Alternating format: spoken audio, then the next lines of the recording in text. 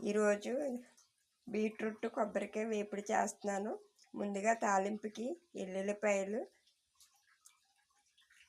జీలకర్ర, కరివేపాకు, ఎండుమిరపకాయలు వేసి బాగా వేగాలి. వేగిన తర్వాత బీట్రూట్ ముక్కలు కట్ చేసుకున్నవి వేస్తున్నాను. బీట్రూట్ ముక్కలు వేసాను. ఇప్పుడు కొంచెం బాగా వేగిన తర్వాత సాల్ట్ వేస్తాను. సాల్ట్, పసుపు వేసాను. బీట్రూట్ బాగా వేగిపోయింది. ఇప్పుడు కొబ్బరికాయ తిరిగి తీసి పెట్టుకున్నాను కదా, అది వేస్తాను ఇందులో.